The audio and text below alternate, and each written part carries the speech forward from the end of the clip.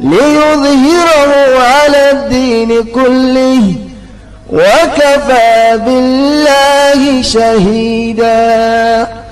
محمد رسول الله صلى الله عليه وسلم. محمد رسول الله صلى الله عليه وسلم.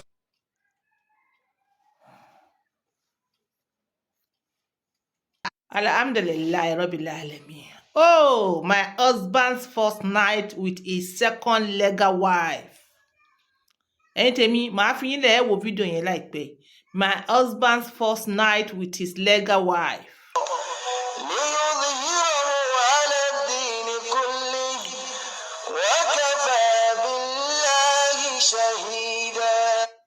It is not easy watching another woman sleeping in your husband's arms. It's not easy.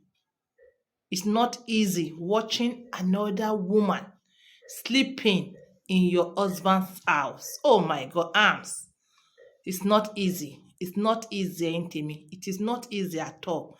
Belentele, àwa sọ wípé kí n wá lọ wo obìnrin wá kí n mọ wò kòrókòró 3 some 5 some. Oh, this is a woman crying. Ó ń sun ẹkún jáde. She's crying. Sun ẹkún jáde. You know, the husband just got married as a Muslim woman. She's very young. Her husband just got married.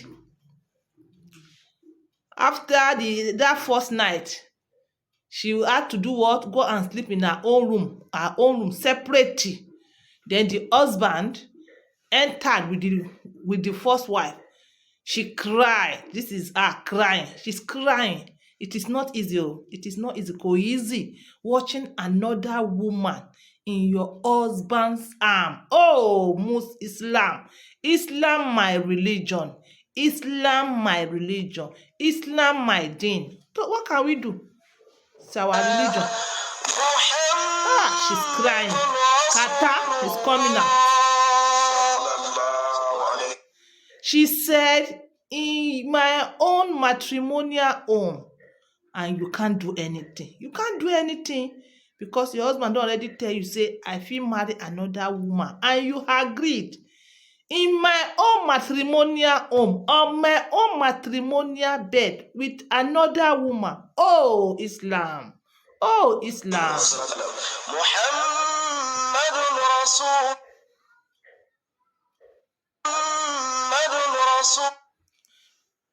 Islam, my deen, but I promise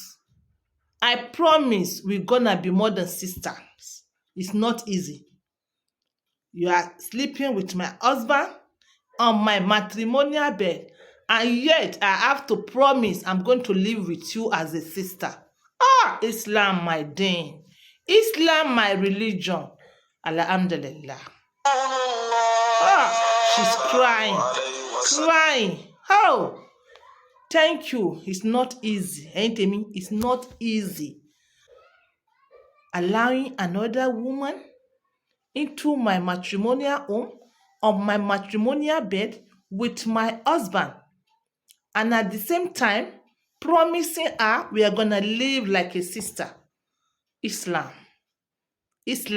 otherwise, my sisters and brothers. Okay, this is a very young woman. Ain't it me?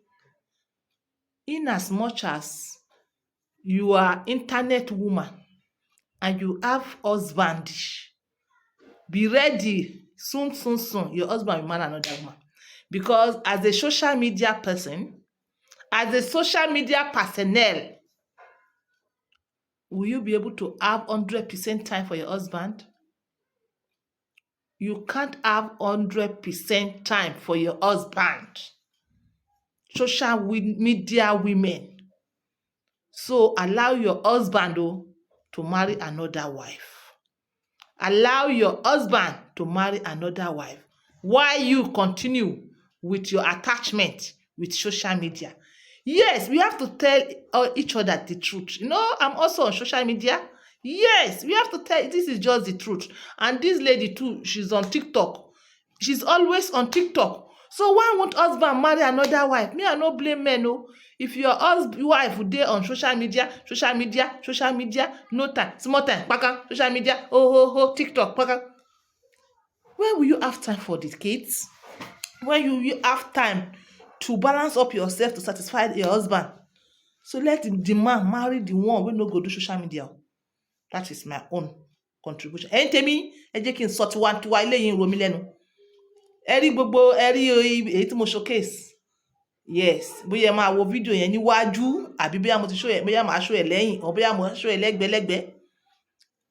She's feeling bad. Don't feel bad. You know, the first night tí wọ́n gbéyàwó wálé, kò lè sùn. She couldn't sleep.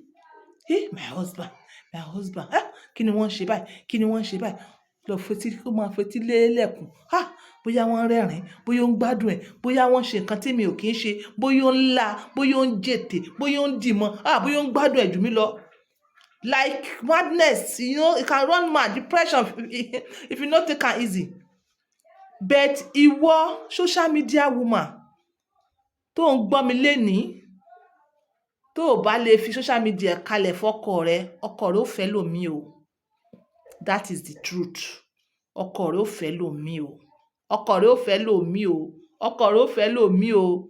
Nísìn ẹ yára yín létí, ẹ gba advice mi, ẹ mọ preparation kalẹ̀ lẹ̀. You understand? Ẹ mọ preparation kalẹ̀ lẹ̀. Ọ̀rọ̀ mi ò jù báyẹn lọ o. Thank you. Ó tiẹ̀ tó àwọn ọmọ Haúsá tí wọn ò dá kan mọ̀. Àwọn gan ti wá ya wèrè sórí social media, orí TikTok. Wọ́n máa jù dín ni. Bye for now.